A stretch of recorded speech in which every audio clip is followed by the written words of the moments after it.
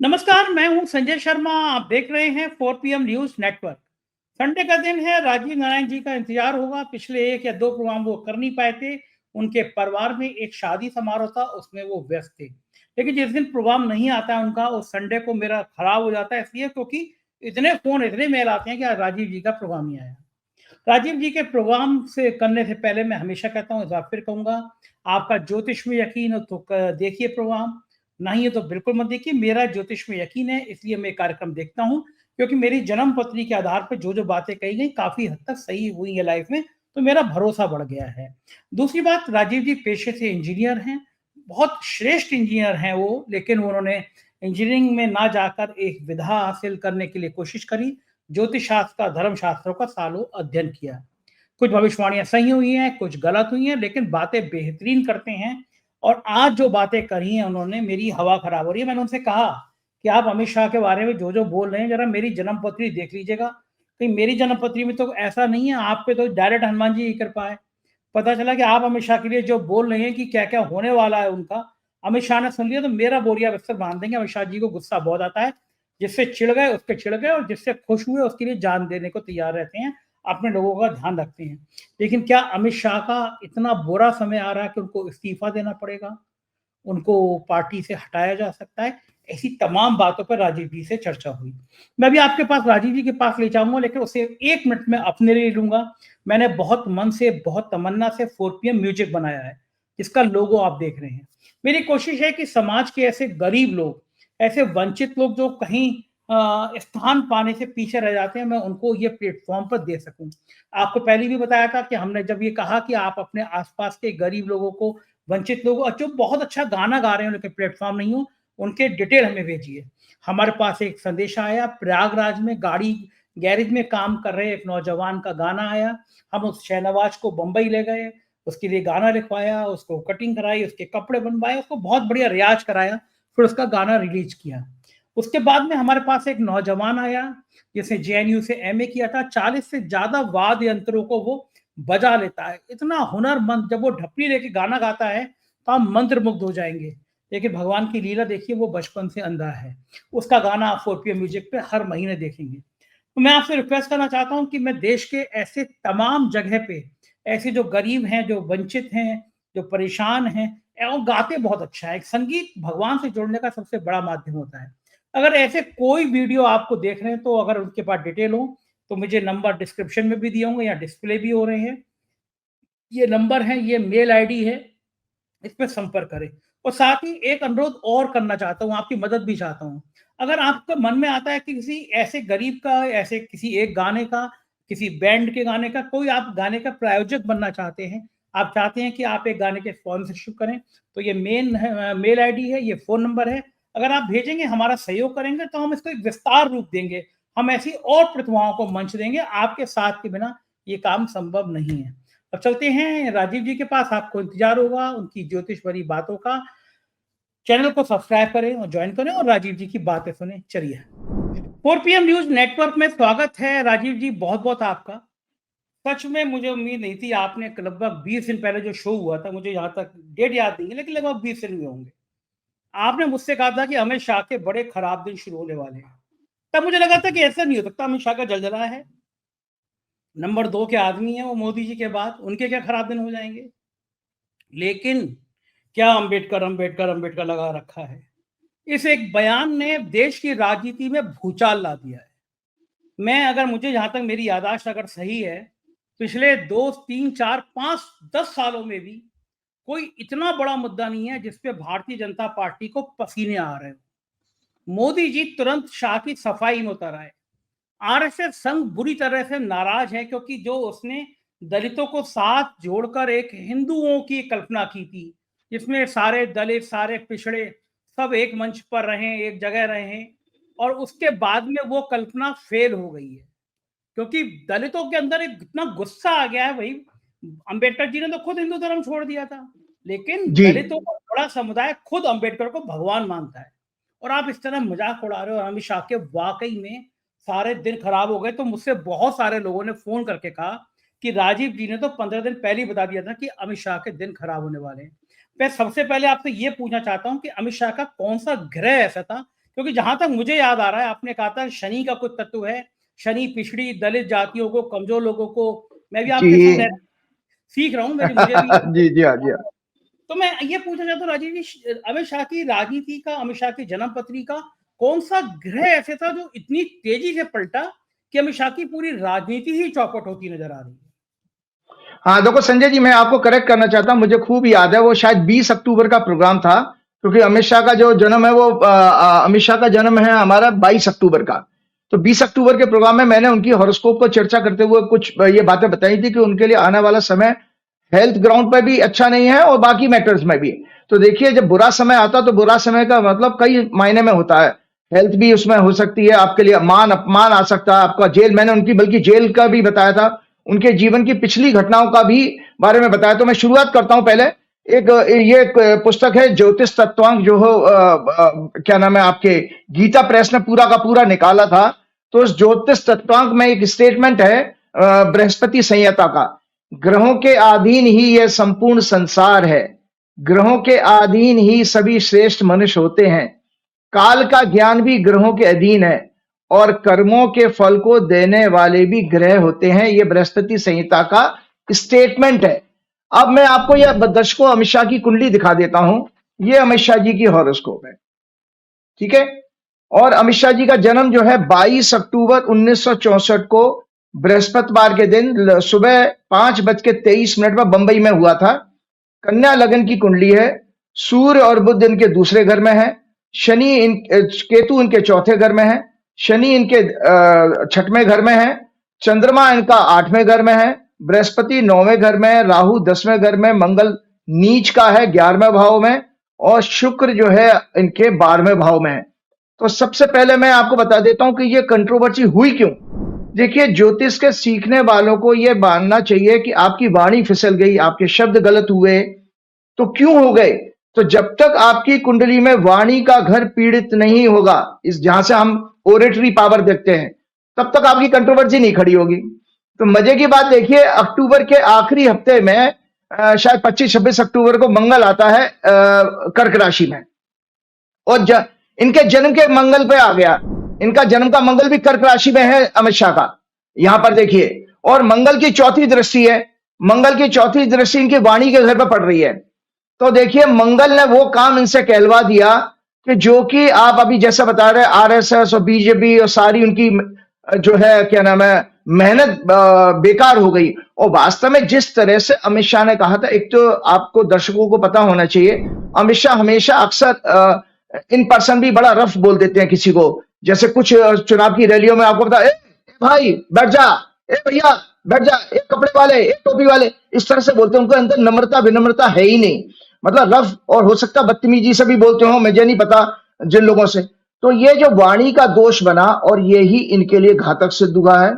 जबकि आप देखिए, इस देश में अगर कहीं कानून व्यवस्था होती, जो अभी नहीं है, कोई जांच एजेंसी काम नहीं कर रही है, अन्यथा इनके ऊपर केस दर्ज हो जाता, क्योंकि इन्होंने संसद में जो आप बयान सुना रहे हैं राज्यसभा में, वो एक तो जिस तरह से बोला है वो एक झुंझलाहट दिखाती है और फ्रस्ट्रेशन दिखाता है। दरअसल क्या है संजय जी, मैं अपना ऐसा मानता हूं, मैं भी बहुत सारा इतिहास थोड़ा जानकारी लोगों के साथ बैठता हूं जिनको इतिहास की अच्छी नॉलेज है, सुनता हूं, क्योंकि उस समय तो मैं था नहीं जब आजादी का संघर्ष हुआ, लेकिन मैंने ऐसा माना है। और जिस तरह की आरएसएस की प्रीचिंग है, आरएसएस के बहुत सारे लोग मेरे संपर्क में हैं, तो जिस तरह से आरएसएस की प्रीचिंग है और आरएसएस की जो फाउंडेशन थी, जिस हालात में रखी गई, वो बेसिकली मुझे, वो सब कांग्रेसी थे, डॉक्टर बलीराम हिरगेवार कांग्रेसी थे। तो उन्होंने अपना एक एजेंडा लेकर हिंदुत्व का अपने कुछ संगठन बनाया, सामाजिक संगठन रहा होगा, लेकिन कालांतर में इसका विषय बदल गया, ये सत्ता भोगी हो गए। तो मैं ऐसा देखता हूं कि जितने भी लोग, श्यामा प्रसाद मुखर्जी भी एक्स कांग्रेसी थे जिन्होंने जनसंघ की स्थापना की। तो संजय जी, अगर आप मूल रूप में जाइए तो ये लोग फ्रस्ट्रेटेड कांग्रेसी हैं, जिनको कांग्रेस में कोई वजूद नहीं मिला, वो उस तरह के लोग हैं। और आकर के उन्होंने केवल और केवल देश को, देश की जनता को भ्रमित करने का काम किया। तो जो अमित शाह जी ने जो बोला, जिस तरह से अंबेडकर अंबेडकर अंबेडकर क्या लगा रखा है, तो जैसे कहते हैं, हम अपने देशी भाषा में नहीं कहता क्या है, झुंझुना पकड़ रखा है, अंबेडकर अंबेडकर का झुंझुना पकड़ रखा है आपने, अरे जाओ जाकर भगवान का नाम जपो। तो ये फ्रस्ट्रेशन और झुंझलाहट थी उनकी। उसके साथ साथ जो उन्होंने इस्तीफा देने की नेहरू जी के मंत्रिमंडल से जो बात कही वो भी असत्य है, झूठ बोली गई है। क्योंकि नेहरू, देखो मैंने कहा फरवरी 1949, देखिए मैं आपके सरदार वल्लभ भाई पटेल ने आरएसएस को लेकर के क्या कहा, संघ और भाजपा उस सत्य को जनता से छिपाती है, सामने नहीं लाने देना चाहती। याद रहे डॉक्टर अंबेडकर और पटेल ने हिंदू राष्ट्र की अवधारणा कल्पना को खारिज किया और स्वतंत्रता के लिए देश के लिए खतरनाक बताया हिंदू राष्ट्र की अवधारणा, मतलब कल्पना। पटेल और अंबेडकर इसके सख्त खिलाफ थे। 1945 में प्रकाशित डॉक्टर अंबेडकर की एक किताब जिसका नाम है भारत या पाकिस्तान का विभाजन, जो रवीश जी ने अपने बहुत अच्छे प्रोग्राम में बहुत डिटेल दी थी, पेज नंबर 354-355, उन्होंने कहा कि अगर हिंदू राज्य सच्चाई बन जाता है तो इसमें कोई शक नहीं कि देश के लिए सबसे बड़ी विपदा होगी। हिंदू राष्ट्र का बनना हर हालत में रोका जाना चाहिए। अमित शाह, मोदी, योगी से पूछा जाना चाहिए कि आज देश में अलग अलग राज्यों पर कई संगठन हिंदू राष्ट्र बनाने की बात कहते हैं, क्या ये अंबेडकर जी और पटेल की सोच के खिलाफ नहीं है? आप पटेल को रोल मॉडल बनाते पड़ते, क्योंकि भाजपा में और संघ में कोई रोल मॉडल तो था नहीं। आजादी के आंदोलन में आपने पार्टिसिपेट तो किया नहीं था, बल्कि जैसा इतिहासकार बताते हैं इन्होंने तो अंग्रेजों को मदद की थी। तो अब आप बताइए, हिंदू राष्ट्र की कल्पना अंबेडकर जी और सरदार पटेल की सोच के खिलाफ है। हिंदू राष्ट्र की मांग भारतीय संविधान के एकदम विरुद्ध है, संविधान की अवमानना है। अभी हाल ही में कुछ दिन पहले सुप्रीम कोर्ट ने भी, अभी आपको पता है सुप्रीम कोर्ट ने भी कुछ लास्ट मंथ में एक जजमेंट दिया था कि भारत में जो सेक्युलरिज्म और सोशलिज्म जो 1975 में कब इमरजेंसी पीरियड में जोड़ा गया, उसको वैलिड ठहराया सुप्रीम कोर्ट ने।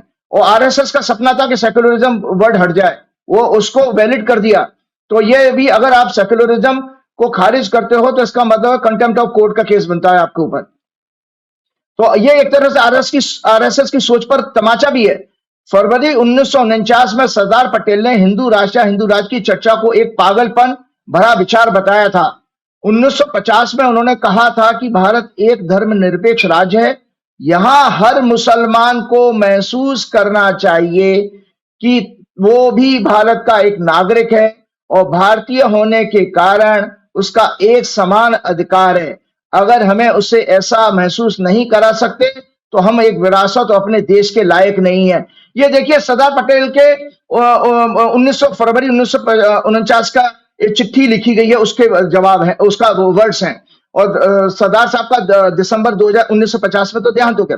तो इस तरह से जो सरदार पटेल को ला करके खड़ा करके कांग्रेस को अपमानित कर रहे हैं, नेहरू जी को टारगेट करते हैं, तो ये सरदार पटेल के तो ये विचार थे कि वो तो कहते ही थे कि भाई हिंदू मुसलमान आप कर नहीं सकते, आपको करना नहीं चाहिए। और नेहरू जी का पत्र क्या है, नेहरू जी ने जो पत्र लिखा था जब उन्होंने अंबेडकर जी ने इस्तीफा दिया था, वो भी मुझे जानकारी इसलिए क्योंकि मेरा प्रोग्राम लोग देखते हैं तो मुझे सत्य बताना है। और सत्य इसलिए बताना है कि जिससे कि जो फेक नैरेटिव बनाई जाती है उसको लोगों के दिल में हर एक प्रोग्राम क्या नाम है यूट्यूबर का एक अलग अलग ऑरा होता है, मेरा भी कुछ छोटा मोटा सा है। नेहरू जी का पत्र था, मुझे बहुत दुख है कि आप मंत्रिमंडल से जा रहे हैं। मैं आपकी निराशा से वाकिफ हूं कि इस सत्र में हिंदू कोड बिल पास नहीं हो सका। मुझे अच्छी तरह पता है कि आपने इसे लेकर कितनी मेहनत की थी और इसके पास ना होने से आपको कितना धक्का पहुंचा होगा। मैं इस बिल से बहुत पहले से तो नहीं जुड़ा था, पर चिंतित अवस्था कि ये बिल अवश्य पास हो जाना चाहिए। इसके लिए मैंने बहुत कोशिश भी की, निजी तौर पर मैं इस प्रयास को नहीं छोड़ सकता।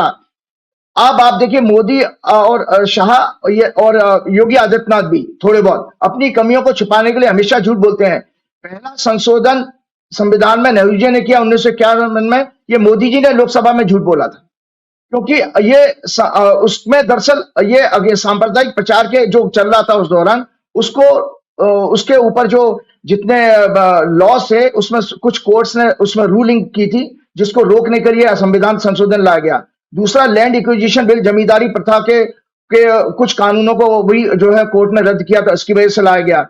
और अधिनियम जो जमींदारी लैंड एक्विजिशन बिल कोर्ट ने रद्द किया था, इनको हटाने के लिए जो अधिनियम बनाए गए थे उनको बचाने के लिए अमेंडमेंट किया गया। इसमें सिलेक्ट कमेटी जो थी संजय जी, उसमें राजगोपालाचारी जी, नेहरू जी, अंबेडकर जी और श्यामा प्रसाद मुखर्जी जिन्होंने जनसंघ की स्थापना की वो भी थे। तो अब आप बताओ कि मोदी जी प्रधानमंत्री पद पर रहकर झूठ बोलते हैं कि नेहरू जी ने अपनी मर्जी से, कोई उस दौरान जितना सामंजस्य था पॉलिटिकल लीडर्स में उतना आज तो है ही नहीं। क्यों, आज तो आप विपक्ष को तो आप दुश्मन मानते हो किसी भी नीति में, सरकार की नीति में, जबकि देश तो सभी का है। उसमें नीति में उनको शामिल करते ही नहीं हो। तो ये सब चीजें क्यों कहें, और उसमें देखिए कहा हालात आज की तरह नहीं थे कि अमित शाह मोदी जो ढाल ठान लें वही सत्य है। 3 जुलाई 1950 को एक लेटर है, सरदार पटेल नेहरू जी को लिखते हैं कि हम कैसे जो सांप्रदायिकता फैला रहे हैं, वो लिखते हैं कि इनको रोकने के लिए हमें संविधान में संशोधन लाने की जरूरत है। तो ये 1950 में सरदार पटेल ने नेहरू जी को डायरेक्ट किया था कि हमें अब संविधान संशोधन बिल लाना चाहिए। ये मैं सब इसलिए, कुछ दर्शक कहते हैं कि राजीव जी ज्योतिषी कम और नेता ज्यादा नजर आते हैं। अरे मैं आपको बता रहा हूं कि जो मैंने पुस्तक दिखाई है दर्शकों, ये आपको दुख है कि अभी तक आपने गली मोहल्ले वाले जो चाराने छाप, चबन्नी छाप, जो पंडित जी धोती वाले देखे वो देखे हैं। ज्योतिषी तो सबसे बड़ा पद होता था राजा के। मैंने प्रियंका गांधी से भी ये बात, जब दोबारा मिला था तो मैंने ये बात कही थी उनसे कि भाई ये देखियो, एंशियंट टाइम में भी राजा को पॉलिसी मेकिंग में ज्योतिषी डिसाइड करता। अगर उसको राजनीति की समझ नहीं होगी तो वो राजा को क्या घंटा जो है गाइड करेगा। तो इसलिए मेरी भगवान ने वो पॉलिटिकल विजडम दी है। और दूसरा बात संजय जी क्या है, तो मैंने अक्सर आपके हर प्रोग्राम में कहा है, क्योंकि राजनीति, अर्थशास्त्र और आपका लॉ एंड ऑर्डर, आपका मौसम की भविष्यवाणियां और नेचुरल कैलेमिटीज मतलब प्राकृतिक प्रकोप, ये मंडेन एस्ट्रोलॉजी का सब्जेक्ट है। लोग इसको पढ़ते तो है नहीं कि उसमें फीस तो मिलती नहीं है। और मैंने इसको बहुत पैशन से पढ़ा, रिसर्च भी करी है और लगातार करते हैं, और 20 साल से कर रहा हूं। तो मेरा तो कमांड है। अब दूसरे को नहीं है तो लोगों को पेट में दर्द होता है कि भाई ये राजनीति क्यों कहते थे। अरे भाई आप ये सोचो, मेरा पॉलिटिकल विजडम आपके सैकड़ों नेताओं से बहुत ऊपर है। आपको पता है कल पत्रकार बड़े, अभी आता हूँ। तो पहले एक बार दर्शकों की बड़ी उत्सुकता है अमित शाह की जन्मपत्री सामने रख के, और उन किस घर में, घर ही कहते हैं ना उसको, किस घर में कौन सा ग्रह है और ग्रह का क्या क्या मतलब है, ये थोड़ा समझा दीजिए। बड़ा अमित शाह को लेकर लोगों में क्यूरियोसिटी कि अमित शाह का पॉलिटिकल कैरियर का होगा तो होगा क्या। तो अगर आपके पास जन्मपत्री सामने रखी हो तो बहुत अच्छी बात, बहुत आज मुझे मजा आया इसी विषय पर बोलो। मैं बिल्कुल पूरी तरह प्रिपेयर्ड भी हूं। तो जो अमित शाह जी की जो हॉरोस्कोप है, ये दर्शक ये देख ले पड़ रहे हैं। मैंने ग्रहों के बारे में तो बता ही दिया है। अमित शाह जी का मेष राशि का चंद्रमा है 8वें घर में, शनि से पीड़ित हो रहा है। और दर्शकों आपको बताता हूं, आज आपके बताना, जीवन में हम जो अच्छा या बुरा करते हैं, परमात्मा कभी तो दंड देगा, अच्छा या दे या बुरा दे, जो फल आते हैं उसको जो है क्या नाम है, दर्शकों समझाने के लिए आपको बताऊं कि अमित शाह की 29 मार्च से शनि की 7.5 शुरू होने जा रही है। और जब लोगों में, अगर जितने, जो पूरे देश ने, दुनिया भर में जैसे शनिदेव का नाम आता सबकी हवा खराब हो जाती है, क्योंकि शनिदेव वो है। एक पौराणिक कहानी भी लगे हाथों सुना देता हूं। एक बार शंकर भगवान को ये लगा कि भाई, जो उनको बताया गया कि भाई शनिदेव की दृष्टि बहुत खराब है, और ऐसे तरह से गणेश जी का जो सर भी काटा गया उनकी दृष्टि के कारण हुआ था कि वो गणेश जी को जब जन्म हुआ था तो आशीर्वाद देने के लिए आए तो उनकी दृष्टि पड़ गई, तो वो लिहाजा आपने उनका गर्दन। तो शंकर भगवान ने कहा मेरा क्या बिगाड़ लेगा शनि। तो शंकर जी भगवान ने कहा, तो ऐसे शनिदेव को बुलाया गया। लेकिन पता नहीं क्यों जब तक शनिदेव वहां पहुंचते, ये पौराणिक कहानी है, मैं अपने मनगढ़ंत नहीं बता रहा हूं, जब तक वो शनिदेव पहुंचते, शनिदेव की आने की खबर सुनकर ही शंकर जी वहां से भाग लिए, और शंकर जी एकदम अदृश्य हो गए, और करके शायद किसी हाथी का उन्होंने स्वरूप धारण कर लिया।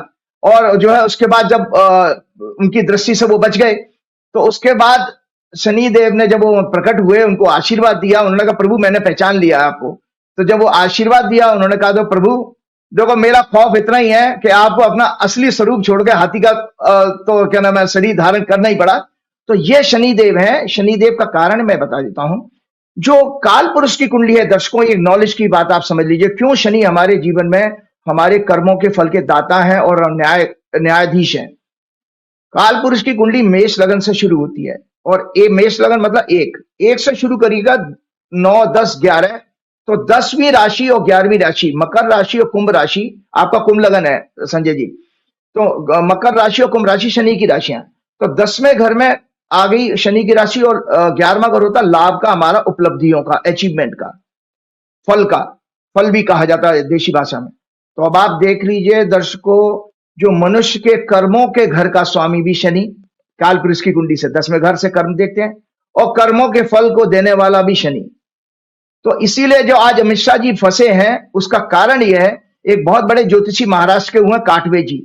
काटवे जी ये कहते हैं कि अगर चंद्रमा से 45 डिग्री पहले से अगर शनि आ रहे हो ट्रांजिट में, गोचर में, तो शनि की 7.5 का प्रभाव शुरू हो जाता है।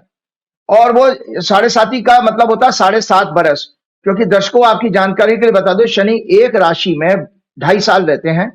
तो 2.5 साल चंद्रमा से पीछे वाले घर में, फिर जहां चंद्रमा मौजूद होगा वहां 2.5 साल 5, और चंद्रमा के अगले घर में 2.5, तो 5 और 2.5 7.5, इसको 7.5 कहा गया।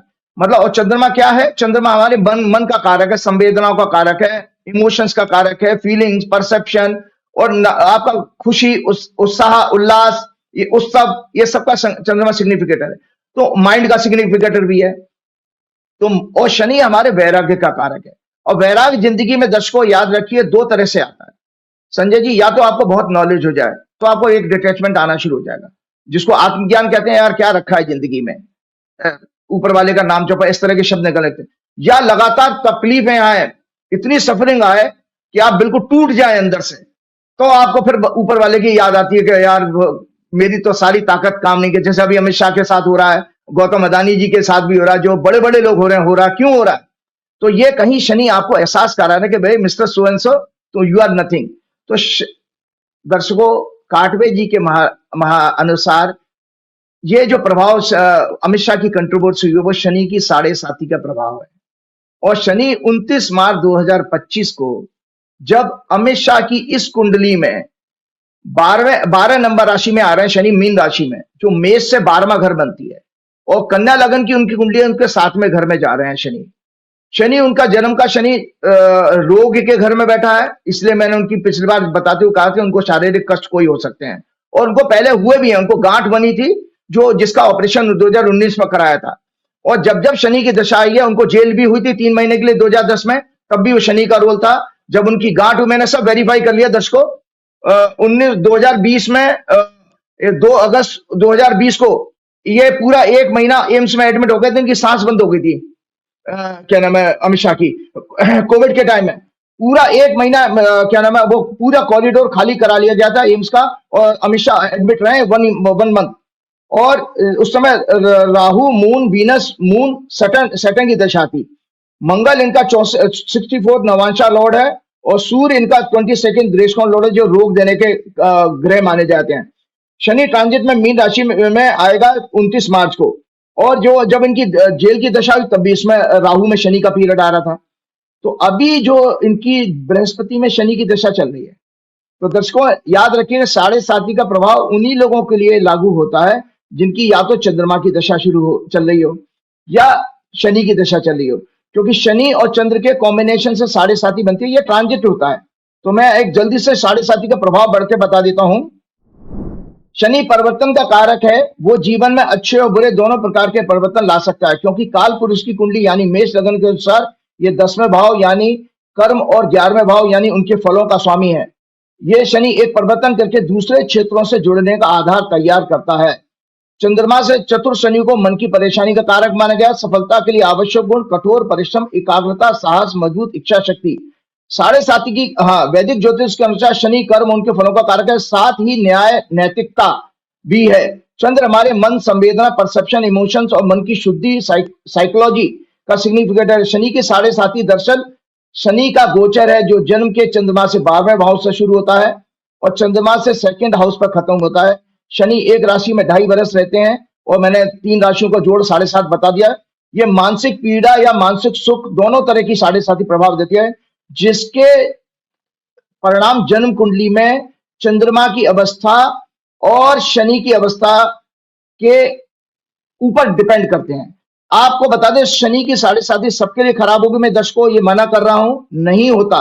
ये उन्हीं के लोगों के लिए खराब होगी जिनके जन्म की कुंडली में शनि और चंद्रमा पीड़ित हो। तो मैं अमित शाह की कुंडली आज रिसर्च का विषय बना दिया। तो अमित शाह की कुंडली दर्शक दोबारा देख लें कि इनका शनि जो है मंगल, नीच के मंगल से पीड़ित हो रहा है, नीच के मंगल से, और मंगल अष्टमेश है।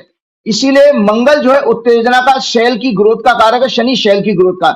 इसलिए मैंने कहा था कि इनको कोई ना कोई फिर दोबारा कैंसर की बीमारी, कैंसर जैसी कोई गांठ बन जाना, ऐसी बीमारी जरूर होगी, क्योंकि शनि सेल्स का कारक है, मंगल ग्रोथ है, और 11वां भाव जो होता है वो हमारी ग्रोथ का होता है, और 6वां भाव भी ग्रोथ का होता है। ग्रोथ के हाउस 6 कहे गए हैं, 3, 6, 10, 11।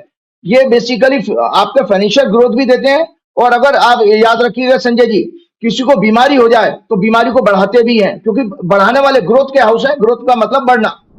तो इनका देखिए, इनका शनि पीड़ित है, और ये शनि नीच के मंगल से पीड़ित शनि चंद्रमा को पीड़ित कर रहा तीसरी दृष्टि से, क्योंकि इनका चंद्रमा 8वें भाव में। तो जो मैं सिद्धांत अभी बता रहा था कि अगर किसी की कुंडली में शनि और चंद्र दोनों पीड़ित हो तो उसके लिए 7.5 भयंकर घनघोर कष्ट की होती है। और आपकी जानकारी के लिए बता देता हूं, शनि इनके इस समय 12वें भाव को देख रहे हैं। इनके लिए हालात ऐसे बन जाएंगे अमित शाह जी के लिए, एक तो विदेश में लिटिगेशन का जो उनका नाम आया था, उसकी उसकी पूरी इस कुंडली से संभावना है 7.5 में, क्योंकि चंद्रमा से 12वें घर में जा रहा है। 12वां घर जेल का होता है, 12वां घर अपमान का होता है, दंड का भी होता है, जेल जाने का भी। तो इनके लिए और इस्तीफे देने का भी होता है, दर्शकों रिजाइन करने का भी होता है। तो जो 29, जी हाँ, जी हाँ, कि ये इनके लिए इस तरह के हालात पैदा करेगा। ये बिस्तर पकड़ सकते हैं, ये जेल जा सकते हैं, ये इस्तीफा दे सकते हैं, क्योंकि सारे जो सिग्निफिकेंस है इस कुंडली, इस पुस्तक में देखिए, ये 12वें भाव के सिग्निफिकेंस बता रहा हूं मैं, अपने मन से मनगढ़ंत नहीं कह रहा हूं। इसमें कोई मेरी अमित शाह से और मोदी से कोई व्यक्तिगत लड़ाई और कोई दुश्मनी तो है नहीं। मैं एक ज्योतिषी होने के नाते विवेचना कर रहा हूं, और विवेचना यह है कि इनको बहुत भारी कष्ट इस दशा में जाना वाला है, और जो शनि की 7.5 में। और इसका एक और कारण है, क्योंकि शनि अभी राहु के मीन राशि में राहु है, तो राहु के साथ जाकर के इनको बहुत प्रॉब्लम होने वाली है। और इनके देखिए, मैं आपको बता रहा हूं, मैंने अभी हमेशा कहा है, शनि 3rd, 7th और 12th, शनि की जो तीसरी, 7वीं और 12वीं, क्या नाम है, 10वीं दृष्टि होती है शनि की। तीसरे घर को देखेगा, 7वें घर को सभी ग्रह देखते हैं, और 10वीं दृष्टि होती है। शास्त्रों के अनुसार शनि की दृष्टि को अच्छा नहीं माना गया। जब शनि चंद्र से 12वें भाव में होते हैं तो जो 2nd house, 6th house, 9th house को प्रभावित करते हैं। 2nd हाउस होता है पैसे का, इसीलिए अमूमन देखा गया कि पैसे की बर्बादी होती है जबरदस्त। और 2nd हाउस वाणी का भी होता है। तो देखो, उस शनि देव ने अमित शाह से वो कहलवा दिया जिसकी की कल्पना नरेंद्र मोदी ने भी नहीं की होगी, भाजपा ने भी नहीं की होगी, देश ने भी नहीं करी होगी, कि किस तरह से कि देश का एक गृह मंत्री और सदन में खड़े होकर के जो बातें कह रहा है, और उसके बाद लीपापोती कर रहे हैं, उसके बाद कितनी कॉन्स्पिरेसी उसको छिपाने के लिए कर रहे हैं, प्रेस कॉन्फ्रेंस करनी पड़ी, आप उसको वीडियो हटवाने के लिए सोशल मीडिया को प्रेशर डाल रहे हो। ये सारे ठटकर्म क्यों करने पड़े हैं? इसका मतलब आपको खुद एहसास हो चुका है, मुझसे बहुत बड़ा अपराध हो गया है। और ये अपराध ऐसा हो गया, और शनि देव को मैंने, आपने जैसे कहा, आप ज्योतिष सीख गए, मैंने कहा शनि जो है दलित आदिवासी का कारक है, मजदूरों का कारक है। तो इसीलिए ये वर्ग जो है अब अमित शाह के लिए वो मुसीबत खड़ी करेगा कि, और वैसे भी आपको दर्शकों देश की जानकारी के लिए बता देता हूं, देश ये साहूकार लोग चला रहे हैं। दुर्भाग्य है हमारा, हम देश मूर्खों की तरह ताली बजा रहा है, कोविड के टाइम में ताली बजा रहा है। साहूकार कैसे? जिसको हम वैश्य कम्युनिटी कहते हैं, बनिया कहते हैं देशी भाषा में। साहूकार कौन कौन है? नरेंद्र मोदी साहूकार, अमित शाह साहूकार, आपके 2 उद्योगपति अदानी अंबानी साहूकार, और आपके 2 चुनाव आयुक्त राजीव कुमार अग्रवाल हैं, और उसके बाद जो अगले चीफ इलेक्शन कमिश्नर होंगे ज्ञानेश कुमार गुप्ता हैं, वो भी साहूकार। तो पूरे देश में साहूकारों का कब्जा है। तो वो साहूकार, आप जब हम अपने बचपन में पिक्चरें देखते थे ना, कि साहूकार जो हमेशा बेचारे दलित और गरीबों का, पिछड़ों का, मजदूरों का शोषण करता है। तो ये देश में इसीलिए शोषण हो रहा है, जिसका दुर्भाग्य है कि आपके 185 अरबपति हो गए। आप भारत जो है दुनिया में तीसरे नंबर पर है, जहां 185 आपके अरबपति हैं, और बाकी 98% देश जो है सामान्य अवस्था में चला गया। 2% लोगों के पास सारा देश का पैसा चला गया। क्या करिएगा राजीव जी, आपको समय मिल जाए आज तो एक बार जरा मेरी जन्मपति देख लीजिएगा, क्योंकि आप जो बातें अमित शाह की कह रहे हैं, अगर अमित शाह ने सुन लिया कल ये शो, मुझे आपको तो पता नहीं, लेकिन मेरे लिए तो जेल वेल का युद्ध हो जाएगा। अमित शाह को गुस्सा आ गया तो छोड़ते नहीं है। तो आपके चक्कर में मेरा कोई योग वोग तो नहीं है, देख लीजिएगा कि आपके प्रेस प्लेटफॉर्म पे आके आप वो बातें कह देते हैं जो कहने की हिम्मत नहीं होती किसी में। लोग कहते हैं कि भाई राजीव जी जब बैठते हैं ना तो कुछ भी कहते हैं, कुछ भी का मतलब कुछ भी कहते हैं। तो मैंने कहा मैं दिखवा लूंगा राजीव जी से कि राजीव जी के चक्कर में कहीं मेरी जन्मपति तो नहीं गड़बड़ाने वाली है। आपने बता दिया कि कुंभ जन्मपति में कुंभ है, मेरा भी शनि कुंभ लगन है आपका, तो मेरा कुछ गड़बड़ तो नहीं होगा आपके चक्कर में? नहीं, देखो ऐसा, देखो जिंदगी में याद रखिएगा, सत्य एक तो खरा होता है, दूसरा उसके ऊपर मैं हनुमान जी का एक साधारण भक्त हूँ। तीसरी बात यह है कि चूंकि मेरा बहुत गहन रिसर्च है, मैं जब बहुत सारे जोशियों को, सैकड़ों जोशियों को सुनता हूँ, देखता हूँ, तो मुझे लगता है कि कहीं उनके अंदर वो मेहनत की कमी थी, रिसर्च नहीं हुई थी। तो रिसर्च का कॉन्फिडेंस बहुत अच्छा खासा है मुझे। राजीव तो जी मैं मेरा आपको ये राजीव जी मेरा कहने का मतलब ये, देखिए आप पे तो हनुमान जी की कृपा है, आप हनुमान जी के भक्त हैं, आप शाकाहारी हैं, बिल्कुल ब्राह्मण हैं, आप पूजा पाठ करते हैं, ब्राह्मण तत्व रहते हैं। हम तो केवल नाम से ही ब्राह्मण हैं, हम मांस भी खाते हैं, हम मदिरा भी पीते हैं और कहते भी हैं, लोग छुपाते हैं लेकिन हम तो कहते भी हैं। तो अपना तो भगवान से इतना डायरेक्ट कनेक्शन है नहीं जितना आपका है। तो एक कहावत है ना, गेहूं के संग घुन भी पिस जाता है, तो आपका तो कुछ होगा नहीं क्योंकि आप तो डायरेक्ट कनेक्शन है भगवान जी का। लेकिन हमारी बुकिंग किसी दिन हो जाएगी। खैर ये मजाक की बात थी। हाँ, दूसरे कोई बात नहीं। दूसरे विषय पे आता हूँ। एक भविष्यवाणी मुझे आपकी और याद आई, जब सेंट्रल विस्टा का उद्घाटन हुआ था, नई संसद की। खैर मैं चौंका था कि ये कहाँ तो हिंदी हिंदी हिंदी, हिंदू हिंदू हिंदू, नाम कि साहब नाम हिंदुत्व के होने चाहिए, नाम वीर सावरकर के होने चाहिए, नाम इसके होने चाहिए, विवेकानंद मार्ग होना चाहिए, लेकिन नई संसद का नाम सेंट्रल विस्टा। कोई इनको हम्म, हिंदू नाम नहीं मिला। अरे भाई बाबा साहब अम्बेडकर के नाम पे रख देते संसद। देश याद करता कि जो व्यक्ति ऐसा था जिसने दलितों को, पिछड़ों को सम्मान से जिंदगी जीने का हक दिलाया, उसके नाम पर देश की संसद है। देश का सबसे बड़ा जी मंदिर वही संसद है, संविधान जहाँ लिखा जाता है, बनाया जाता है, मतलब संशोधन किए जाते हैं। अब बात आई, आपने मुझे याद आया कि आपने कहा था कि इसका मुहूर्त जिस काल में हुआ है, शुरुआत जिस काल में हुई है, बड़ा शुभ है। आपने कहा था कि इसमें आगजनी की घटनाएं होंगी, इसमें मारपीट होगी, इसमें बहुत ज़्यादा विवाद होंगे। मुझे आगजनी वाली बात तो मुझे लगा आप ऐसी हवा में कह रहे हैं, लेकिन कुछ ही दिनों बाद कुछ पटाखा बम या जो भी बम थे वो लेके कूद गए लोग। ये भी पहली बार हुआ, धुआं ही धुआं हो गया पूरी संसद में। वो तो बड़ी कृपा ईश्वर की, वो छोटे बम थे, वो बड़े बम भी हो सकते थे, लेकिन वो पूरी संसद में धुआं धुआं हो गया। इसके आगे बढ़े लगातार विवाद, चलो वो भी मान लेते हैं, संसद में विवाद होते हैं, लेकिन अब तो मारपीट हो गई। ऐसा ऐसा ड्रामा किया गया कि राहुल गांधी ने धक्का दे दिया और मेरे टांके आ गए।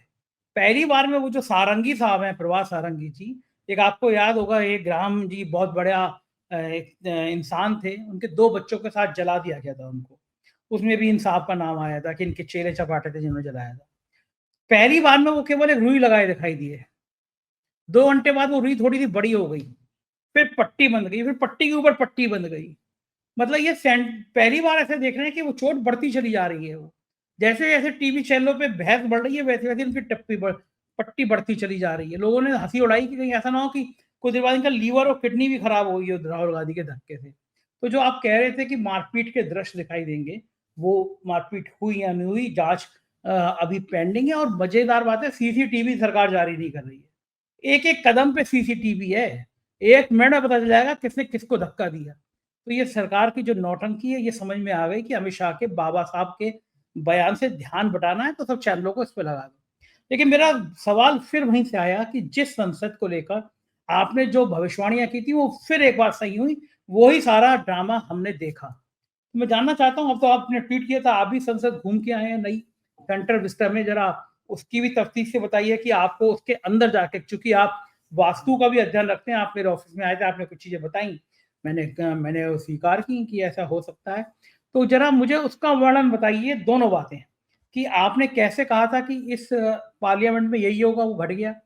दूसरा, अब जब अंदर घुस के आए, आपको घुसने कैसे दिया, आप कैसे एंट्री कर गए, और अमित शाह अगर आपको देख लेते तो क्या करते, आपको डर नहीं लगा वहां पे? जरा मुझे विस्तार से बताइए। जी जरूर जरूर। एक चलते चलते मैं यहाँ बताऊं, वो मैंने किसी, क्योंकि मैंने अभी शनि की 7:30 की रिसर्च आप लोगों के सामने पेश की, क्योंकि हम लोग जब अपने इंस्टीट्यूट में जब कोई सब्जेक्ट पर रिसर्च करते थे, क्योंकि पुस्तकों में तो एक टॉपिक दिया हुआ है, लेकिन जब तक हम बड़े लोगों के हॉरोस्कोप को बेस बना करके, क्योंकि उनके जीवन की घटनाएं हमको पता होती हैं, उनके जीवन की घटनाएं आपको न्यूज में मिल भी जाती हैं, तो उससे आप वेरीफाई कर लेते। जैसे अभी शनि की 7:30 जब मैं दर्शकों को समझाई टेक्निकलिटी उसकी, तो अमित शाह की हॉरोस्कोप में बताया कि भाई देखो 7:30 का प्रभाव तो उनकी वाणी पे खराब असर आया, अब आगे कुछ भी होने वाला है। इसी तरह से एक महत्वपूर्ण व्यक्ति और भी है, ये हॉरोस्कोप है एक बहुत बड़े देश के उद्योगपति की, और ये उद्योगपति का जन्म हुआ है 24 जून 1962 का, इतवार का दिन है, सुबह 5:08 का जन्म है। वृषभ लगन की कुंडली है, सूर्य इनके दूसरे घर में, शुक्र और राहु तीसरे घर में, बुध इनका लगन में ही है, बृहस्पति और चंद्रमा इनके 10वें भाव में, शनि और केतु इनके क्या नाम है 9वें घर में है, और मंगल इनका 12वें भाव में है। जो शुक्र को शनि, राहु और मंगल पीड़ित कर रहा है। शुक्र इस कुंडली का, जो कुंडली मैंने दर्शकों अभी एक बिग कॉर्पोरेट ग्रुप की दिखाई है, वो उसका शुक्र छठवें भाव का स्वामी, छठवां घर लिटिगेशन का होता है, कर्जों का भी होता है, और 12वें घर का मंगल मतलब 12वें घर में विदेश में कोई आपका मैटर निकल के आ जाना। तो मैं आपको बता दूं, इनकी भी शनि की 7.5 चल रही है दर्शकों। इनकी शनि की 7.5 2020 में शुरू होती है, जनवरी 2020 में इनकी शनि की 7.5 शुरू होती है, और लगभग उसी पीरियड से ये उठना शुरू हुए। और जब शनि इनके 10वां घर, दर्शकों आपकी जानकारी के बताऊं, 10th हाउस हमारी कुंडली का वो होता है जो पब्लिक डोमेन का, मतलब मैं कितने ही कुकर्म कर लूं, कितने अपराध कर लूं, जैसे अमित शाह जी को भी ये इस चीज का एहसास होगा, उनसे जीवन में क्या क्या जाने अनजाने में गलतियां हुई हैं, लेकिन जब 10वां घर आता है संजय जी, तो याद रखिए आपके सारे कर्मों का खुलासा हो जाता है, अच्छे बुरे दोनों का। अगर अच्छे कर्म किए तो प्रशंसा मिलेगी, बुरे कर्म किए तो दंड मिलेगा। तो जैसे ही इनके शनि आपका, इन सज्जन का जो उद्योगपति की मैं दिखा रहा हूं, 18 जनवरी 2023 को ये शनि आता है कुंभ राशि में, जो उनका गौतम अडानी की बात है। गौतम अडानी की। तो 23 जनवरी को शनि इनका कुंभ राशि में आता है, और जो कि इनकी दूसरी ढैया होती है 7.5 की। और 5 दिन के बाद दर्शकों आप इसको वेरीफाई करें, क्योंकि घटना से मुझे सब्जेक्ट समझाना है आपको। शनि की 7.5 का विषय मेरा है आज ज्योतिष में। अक्सर जो बहुत सारे आपने भी कहा था, बहुत सारे के ऑडियंस ने कहा कि राजीव जी हमें ज्योतिष सिखाइए या कोई है, तो उसी नाते मैं आपको आगे बता रहा हूं कि जैसे इनके 10वें घर में बैठे हुए शनि आए इनके 10वें भाव में, तो देखिए 5 दिन के बाद हिंडनबर्ग की रिपोर्ट आती है, और उस रिपोर्ट के कारण जो उनको डैमेज हुआ, जो आज तक रिकवर नहीं कर पाए हैं।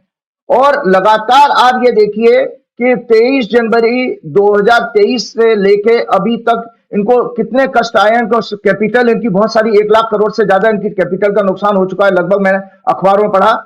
दूसरा बात यह है कि विदेश में एक मुकदमा दर्ज हो गया, वारंट इश्यू हो गया इनके लिए भी। जो दर्शकों अमित शाह के लिए मैंने कहा कि जो 29 मार्च को जो शनि मीन राशि में जा रहे हैं और राहु के साथ होंगे, मीन राशि इनका लाभ का स्थान है, और शनि की इनकी दृष्टि तीसरी पड़ेगी मीन राशि से इनके लगन पे, और अमित शाह की कुंडली में जुडिशरी के हाउस पे पड़ेगी। तो इनके लिए भी ये शनि का गोचर जो मीन राशि वाला है वो बहुत भारी कष्ट देने वाला। मैंने पिछले प्रोग्राम में आपके कहा भी था कि 2025 इनके लिए इनकी फाइनेंशियल कैपिटल के बहुत सारा पैसा उनका बर्बाद होने वाला, बहुत नुकसान होने वाला। अब मैं आता हूं आपके विषय पे।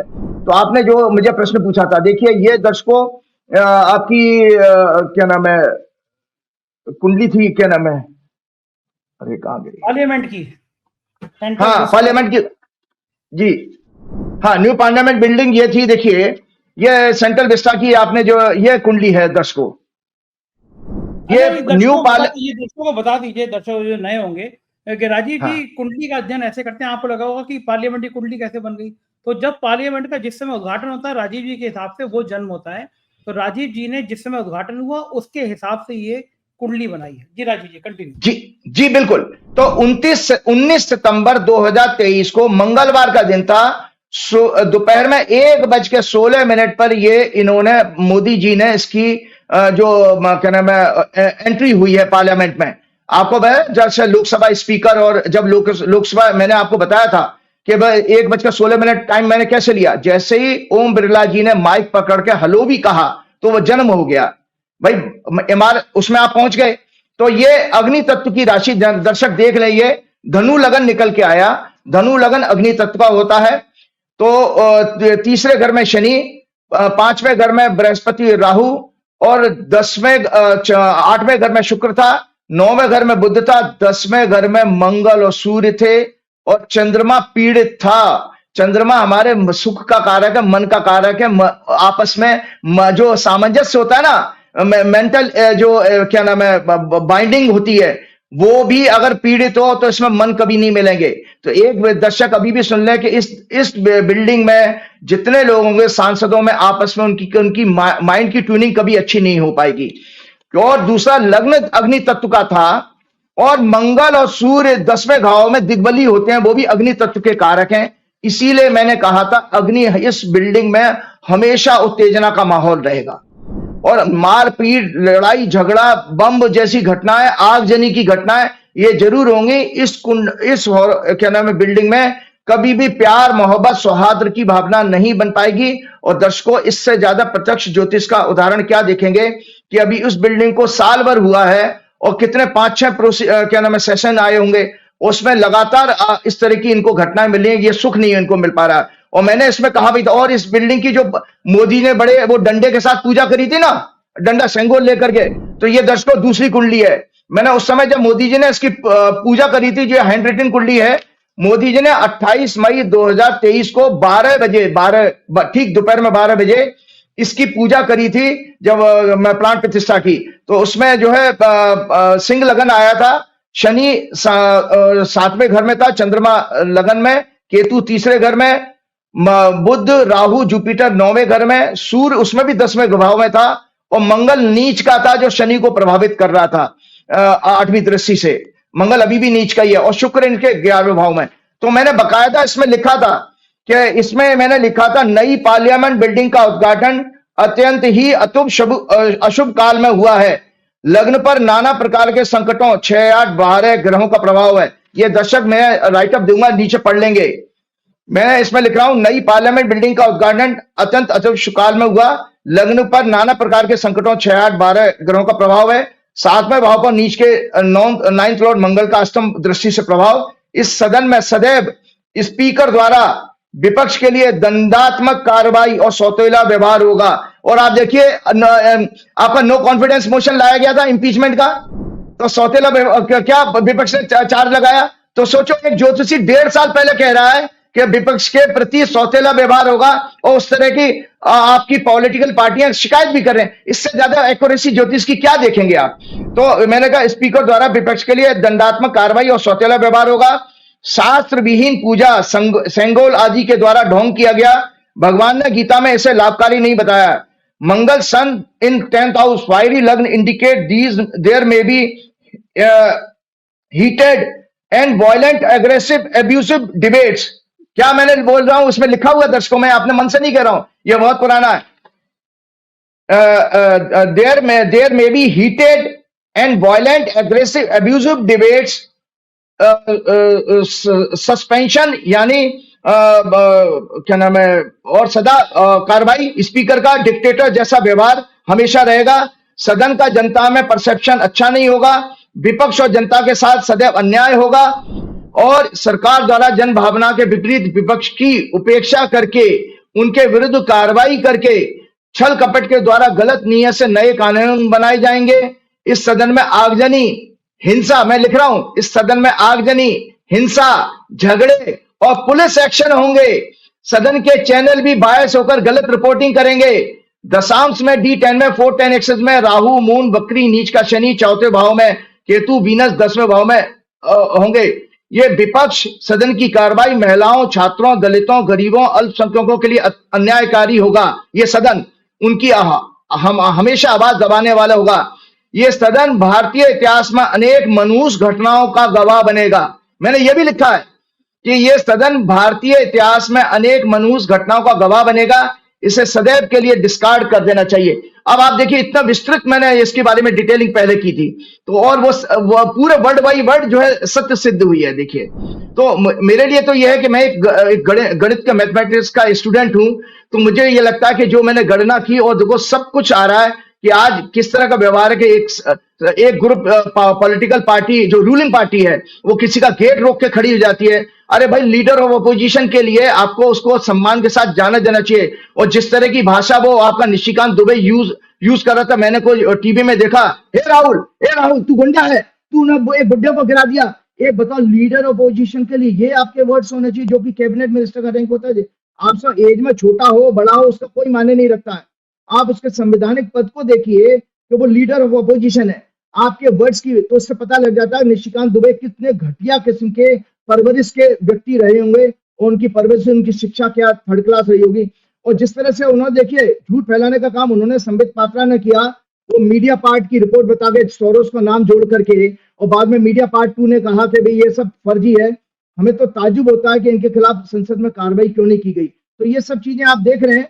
और इसके अलावा एक और चलते चलते चीज मैं आपको बताना चाह रहा था, लास्ट क्वेश्चन, उसके बाद मैं चाहूंगा प्रवान सावंत के 8 अप्रैल, हाँ, आपने वो पूछा था सदन का, तो मैं दर्शकों आज आपको बताऊं, मैं बहुत प्रियंका गांधी से तो मैं पहले मिल चुका था, लेकिन उनके साथ मैंने भोजन भी किया है, लेकिन मैं दर्शकों आपको बता देता हूं कि मेरी जो सदन की मेरी जिंदगी में पहली बार, वो फोटो दिखाइएगा, मैं आपको चैनल पे भेजूंगा, कि मैं पहली बार अपनी लाइफ में पार्लियामेंट गया था। उस पार्लियामेंट की विजिट को सहारनपुर के सांसद इमरान मसूद ने किया। वो मेरे फॉलोअर हैं, 4 PM की वजह से ही हुए थे, अरे और वो उन्होंने मुझे इतने कहा। इतने शानदार आदमी हैं कि जब चुनाव चल रहा था तो हमारे रिपोर्टर क्षितिज कांत गए।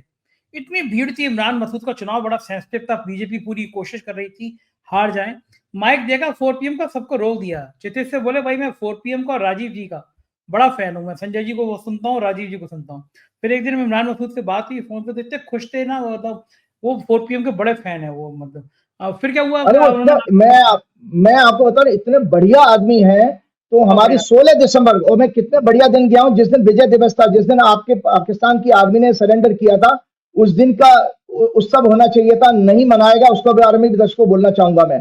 तो 16 दिसंबर को हमारा फिक्स हो गया था। 2-3 दिन पहले ही उन्होंने मेरे से जो डिटेल मांग ली थी, आधार कार्ड वगैरह, वो भेज दिया था। और मजे की बात यह है, जब मैं उनका वेट कर रहा था रेल भवन के बाहर, वो वहां से मुझे अपनी गाड़ी में लेके गए, तो वहां सडनली कोई गाड़ी रोककर सड़क के उस पार से मेरे पास आया, जो राज्यसभा में स्टाफ में काम करते थे। तो संजय जी आपको बता दूं, 4 PM प्रोग्राम की वजह से नॉट ओनली लोकसभा बल्कि राज्यसभा के बहुत सारे स्टाफ के मेंबर भी मेरे पहले से फैन हो चुके हैं, जो मेरे प्रोग्राम देखते हैं, और सब लोग मुझे पहचानने लगे। फिर उसके बाद इमरान मसूद जी जब आए, मुझे लेके गए, और कितने बढ़िया आदमी है, मेरे पास शब्द नहीं है। इमरान जी मैं आपको बहुत बहुत धन्यवाद देता हूं। आपने जैसी मेरी जिंदगी की पहली पार्लियामेंट की यात्रा कराई, मैं उसका बहुत बहुत धन्यवाद देता हूं। मैं शब्दों में नहीं कह सकता। आप बहुत अच्छे इंसान है, मैं देख चुका हूं। इमरान मसूद ने जितने पास बनाने वाले दर्शकों, जितने ऑफिसर्स बैठे थे, हर ऑफिसर्स को कहा मेरे गुरुजी आए हैं। और जितने सांसद मिले, 25-30 सांसद मिले, सबसे मेरा परिचय कराया, गुरुजी आए। और सबसे पहले जैसे मैं मेरा बायोमेट्रिक पास बनाया, और वो उस पर झगड़ा करने लगे। उन्होंने डांट के कहा ऑफिसर से कि मेरे गुरुजी का VIP गैलरी में, स्पीकर गैलरी में पास बनाना है, ऑर्डिनरी गैलरी का पास नहीं होना चाहिए। तो मेरा बायोमेट्रिक पास बना था, और मैं स्पीकर गैलरी में बैठा था, बिल्कुल फ्रंट रो में, और सामने 180 डिग्री बिल्कुल सामने में ओम बिरला जी मेरे सामने थे। और वो मैंने दर्शकों वहां पे डंडा भी देख लिया, जो मोदी जी ने पूजा करके लगा रखा है, इसीलिए वो डंडे जैसा ही व्यवहार आ रहा पूरा का पूरा। और मजे की बात कि जो है, मैं जब अंदर हमें इमरान मसूद जी ले जा रहे थे, तो संजय जी, वो एक मनुष्य आदमी मुझे पहला मिल गया, वो था संबित पात्रा। तो मैंने जैसे अभी मैं दर्शकों मणिपुर का ये दुपट्टा पहना हुआ था, मणिपुर का, ऐसा उस दिन मैंने, सॉरी, आसाम का है ये दुपट्टा, और मणिपुर वाला मैंने पहन रखा था। तो ये संबित पात्रा नॉर्थ ईस्ट का प्रभारी रहा है।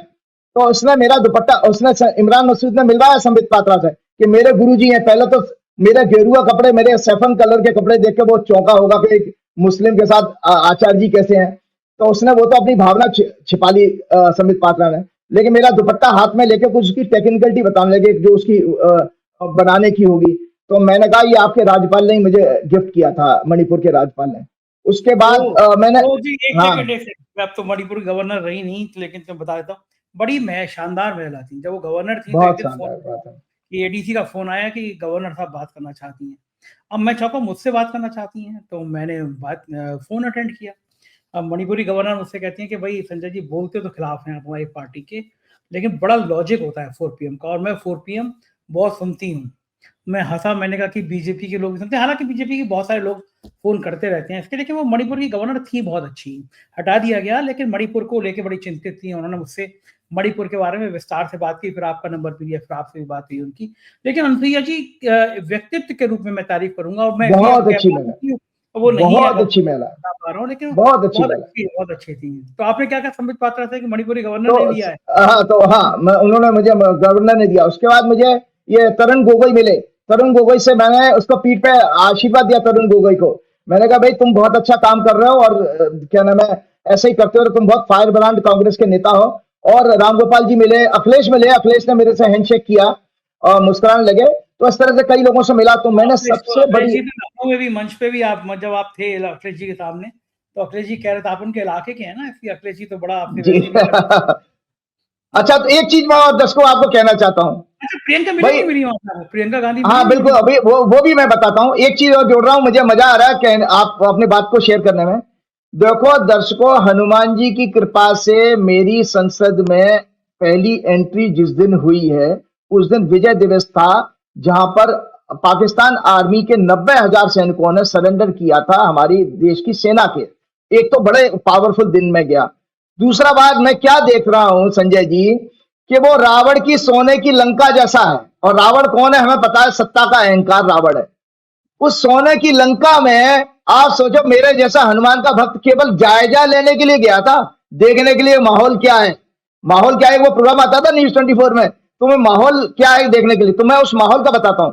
तो जब मैं फ्रंट रो में बैठा था तो प्रियंका मेरे बिल्कुल सामने दिखाई दे रही थी। तो इमरान मसूद वहां से गए हैं और वहां अब जब मेरे को बैठा के चले गए और वहां जाकर के प्रियंका के कुछ कान में जाके कहा, तो प्रियंका ने मुझे निगाह से देखा और मुझे पता नहीं था कि वहां का पार्लियामेंट का कुछ जो प्रोटोकॉल क्या होता, क्या डेकोरम है। तो प्रियंका ने जैसे ही मुझे सर उठा के देखा तो मैंने नमस्कार किया हाथ जोड़ के, तो उन्होंने भी अभिवादन किया। तो वो नीचे जो सिक्योरिटी ऑफिसर बैठे थे उन्होंने कहा सर आप ये हाथ बात का कोई इशारा नहीं कर सकते। मैंने कहा सॉरी मैं पहली बार आया हूं, मुझे नहीं पता था। तो मैंने हमारा अभिवादन हुआ। आपको वो बताता हूं उस मोमेंट का मैं गवाह हूं कि जिस समय ये लोग अनप्रिपेयर्ड थे, 2.25 घंटे में प्रोसीडिंग देखी है मैंने उस सदन की।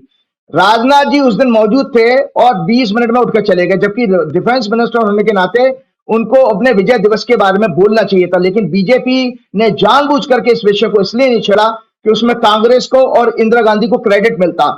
भाई सेना उसने पूरी दुनिया में डंका गाड़ दिया था, क्योंकि ये तो अपनी फर्जी सर्जिकल स्ट्राइक को गा गा करके पूरा चुनाव जीत लिया इनने। लेकिन वहां तो प्रत्यक्ष जो आप सोचिए विश्व के इतिहास में अनोखी घटना है कि जहां पर 90,000 फिजिकल सैनिकों को सरेंडर कराया गया और उनको माफ कर दिया। दोनों तरफ से मतलब ताकत भी दिखाई और दया करुणा भी दिखाई कि जाओ मौज करो।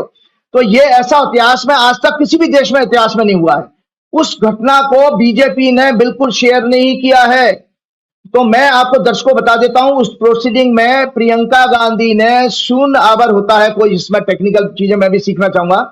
शून्य आवर में इस प्रश्न को उठाया और उन्होंने ये कहा कि वो जो है जो पेंटिंग आपके आर्मी जनरल के दफ्तर से हटा दी गई है जहां पर वो साइन कर रहा है पाकिस्तान का आर्मी चीफ भारत के किसी डॉक्यूमेंट में सरेंडर करने का, वो वाली पेंटिंग हटा के बीजेपी ने कोई दूसरी जगह षड्यंत्र करके दूसरी जगह भिजवा दी है। और जानते कौन सी पेंटिंग लगाई है? चाणक्य की, और जाने वो कौन सी इधर। अब आप बताइए दर्शकों, साइकोलॉजिकल लेवल पर आर्मी जैसे फोर्सेस के लिए कोई भी पैरामिलिट्री फोर्सेस हो, उनको मनोबल बढ़ाने वाली हमेशा वार की या कि दुश्मन के ऊपर विजय वाली फोटो चाहिए होती है, ना कि वो चाणक्य वाली धर्म संस्कृति वाली नहीं। वो धर्म संस्कृति वाली तो मोदी जी अपने कमरे में लगवाते, वो उनको चाहिए जो धर्मशास्त्र की बात करने वाले। वहां आर्मी के जो इवेंट हुई है उस इवेंट को क्यों हटाया गया? और मुझे दुख है, मेरा आग्रह है आर्मी के चीफ से और सेनाओं के समस्त चीफ से कि भाई आपको इस चीज को उठा करके उस तस्वीर को दोबारा मंगवाना चाहिए। आप कैसे पॉलिटिकल मास्टर्स के सामने सरेंडर कर देते हो, ये बड़ा दुख की बात है, ये आपको नहीं करना चाहिए। तो प्रियंका ने ये मुद्दा जब उठाया तो संबित पात्रा ने डिस्ट्रैक्ट करने के लिए उससे पहले संबित पात्रा ने गलत क्वेश्चन पूछा था, तो ओम बिरला जी ने संबित पात्रा को मेरे सामने डांटा। संबित पात्रा बिल्कुल ठीक नीचे मेरे बैठा था, मैं ऊपर था बालकनी में। तो संबित पात्रा को डांटा कि मैं माननीय सदस्य से आग्रह करूंगा कि जो है विषय से हटकर के प्रश्न ना लाया करें। संबित पात्रा को जो है वो उसका जो है प्रधानमंत्री संग्रहालय से संबंधित कोई चीजों की लेटर वेटर थे ना नेहरू जी के, उसके बारे में कोई प्रश्न उठा दिया था जो कि वो उस समय विषय से अलग था। तो प्रियंका ने जब ये उठाया तो प्रियंका ने विजय दिवस की बात करी। तो इनके यहाँ संजय जी बीजेपी के साइड में एक तो कोई बड़ा नेता मौजूद नहीं था, अनुराग ठाकुर भी भाग चुके थे, उस समय खाली पड़ी थी इनकी बेंचें। तो उसमें ये इसको लगा दिया ड्यूटी, इसको निशिकांत दुबे को कि तू कुछ बोल दे। तो उसको बोलने के लिए अब उसको सब्जेक्ट तैयार नहीं था, तो वो कुछ बोल नहीं पाया। वो जगजीवन राम को क्रेडिट देने की कोशिश कर रहा था जो उस समय रक्षा मंत्री हों। जबकि अब आप बताइए कि नरेंद्र मोदी राजनाथ जी को कभी कोई एक छोटा सा चींटी मारने का भी क्रेडिट देना चाहेंगे ना? हर चीज तो नरेंद्र मोदी, वो वंदे भारत से लेकर सब जगह तो झंडा हिला के मोदी जी पहुंच जाते हैं। तो वहां पर प्रधानमंत्री का आपने इंदिरा गांधी का नाम नहीं लिया, कांग्रेस का नाम नहीं लिया, कांग्रेस सरकार का नाम लिया। इस पर जो है कांग्रेस के मेंबर्स ने प्रियंका समेत प्रोटेस्ट किया और वो वहां से सदन छोड़ के चले गए थे। वहां तक मैं रुका हूं, फिर कैंटीन में लंच करके आया था। तो इस तरह की मेरी पहली यात्रा रही। तो हनुमान जी ने उस लंका का निरीक्षण करने के लिए मुझे भेजा था और आप देखिए मेरी क्या विजिबिलिटी, 2 दिन बाद ये सारा का सारा कांड हो गया है। और आप देखो कि मेरे हनुमान जी का ही प्रभाव था कि अमित शाह के लिए कोई ग्राउंड तैयार होना तो उसकी जबान फिसलनी थी और ये सब चीजें अगले दिन ही हुई है। 16 दिसंबर को दर्शक में वहां पे तंत्र मंत्र तो नहीं कर दिया कोई कुछ छेड़छाड़ तंत्र मंत्र तो हो गया, अपने आप हो गया, वो मेरे जाने से ही हो गया, जाने से। चलते चलते अमित शाह कहेंगे फोटो लगा दो, इस आदमी को दोबारा मत घुसाना, ये आदमी आया हनुमान जी का भक्त लंका देखने और 24 घंटे बाद कांड हो गया, दोबारा बिल्कुल। इमरान भाई से कहेंगे, इमरान मसूद जी आप सांसद तो स्वागत है, लेकिन दोबारा इनको लेके मत आना, ये पक्की बात है। 24 घंटे। अरे इमरान मसूद जी की एक बात बताओ, किसी बड़े पत्रकार ने मुझे बताया था कि इमरान मसूद जब सहारनपुर के चेयरमैन थे तो उन्होंने एक हिंदू मंदिर बनाया था, और इमरान मसूद जो है कांवड़ों के लिए बहुत सारी सेवा का काम करते हैं, उनके कैंप वैम्प के समय जब कांवड़ आते हैं, तो बहुत बेहद बेहतरीन इंसान है। बातचीत करने में भी मैं उनके भगवान से प्रार्थना करूंगा उनकी और दिन दूनी रात चौनी तरक्की हो। और चलते चलते संजय जी मैं कहूंगा, आज 22 दिसंबर है, 21 दिसंबर को संयुक्त राष्ट्र संघ ने 21 दिसंबर को मेडिटेशन डे डिक्लेयर किया है, मेडिटेशन डे। तो मेडिटेशन डे के समय में एक लाइन बोलना चाहूंगा, भगवान से अर्जुन ने पूछा कि हे प्रभु, मन बड़ा चंचल है, इसको कंट्रोल करना बहुत मुश्किल है, और मेडिटेशन क्या है? योगश चित्त वृत्ति निरोधय, मतलब अपने मन में चित्त वृत्ति मतलब मेंटल थॉट वेव्स को कंट्रोल करना ही योग है। योग का अर्थ मतलब ध्यान से है, ध्यान का योग है। योग का मतलब हाथ पैर हिलाना नहीं है, वो फिजिकल एक्सरसाइज, वो आसन कहते हैं उसको। लोग ज्यादातर आसन और योग में जो है मतलब अंतर नहीं जानते हैं। योग का अर्थ है मतलब ध्यान योग से है, और भक्ति योग से है, ज्ञान योग से है, कर्म योग से है, लेकिन आसन फिजिकल एक्टिविटी है। तो उसमें भगवान ने यह कहा कि हे अर्जुन, मन को, ये मन निश्चित रूप से भगवान कहते हैं, ये है चैप्टर 46 श्लोक नंबर 35 नंबर है।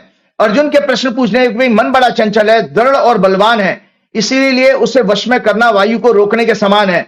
भगवान कहते हैं the mind is restless no doubt and difficult to curb, but Arjun it can be brought under control by repeated practice of meditation and by the exercise of dispassion Vairag, this is my conviction।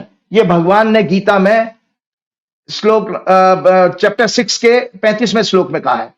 तो आप दर्शकों चलते चलते मैं ये कहता हूं कि एक तो वो है कि जो फेक न्यूज की है, मैं अगला आपका प्रोग्राम करूंगा, डिटेल में फेक न्यूज पे बात करूंगा। तो जो बीजेपी ने जिस तरह से अमित शाह मोदी जी ने जो बयान दिए हैं, ये प्रत्यक्ष में इस बुक के आधार पर आपको बताऊंगा, मैंने पूरी बुक पढ़ी है कि ये एक मित्र आए थे आपके 4 PM के प्रोग्राम की वजह से मेरे घर में, ये मुझे गिफ्ट करके गए, उन्होंने किताब लिखी है, डॉक्टर सूद है, बेहतरीन किताब है। दर्शकों आप अमेज़न से इसको मंगा, किताब भेजी है उन्होंने मुझे, बहुत अच्छे इंसान है वो, बात होती है। हाँ जी। तो उन सूद साहब की ये किताब जरूर पढ़िएगा, फेक न्यूज के बारे में जान पाएंगे कि देश में इस समय फेक न्यूज के जो मास्टर माइंड है वो हमारे नरेंद्र भाई और अमित भाई हैं। और इन्होंने जो सदन में, लोकसभा में मोदी जी ने बयान दिया था जो अमेंडमेंट का कॉन्स्टिट्यूशन को, वो भी एक फेक न्यूज का पार्ट था। मैं बताऊंगा दर्शकों को अगले प्रोग्राम में कि फेक न्यूज का पार्ट क्यों बना था ये। और इसी तरह अमित शाह जी ने भी जब उनके इस्तीफे देने की बात कही कि इसमें नेहरू जी के किसी कारण से दिया, जबकि उनकी अपनी स्वतः स्वास्थ्य अच्छा नहीं रहता था उसकी वजह से, और हिंदू कोड बिल पास नहीं हो पा रहा था, इसकी वजह से वो दुखी थे, इसलिए उन्होंने इस्तीफा दिया।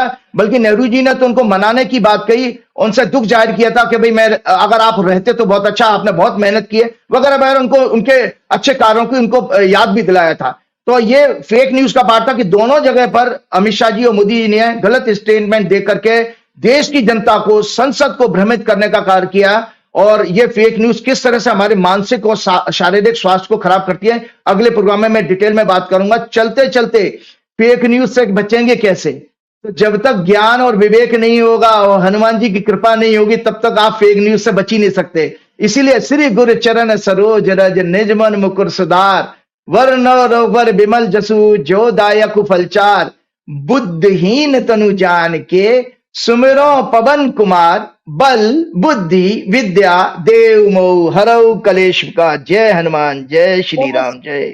राजीव जी आपने तस्लीम दिया, धन्यवाद। ये थे राजीव नारायण जी। मुझको यकीन है बातें आपको पसंद आई होंगी, आपने चैनल को सब्सक्राइब भी कर लिया होगा। बहुत बहुत शुक्रिया समय देने के लिए, थैंक यू।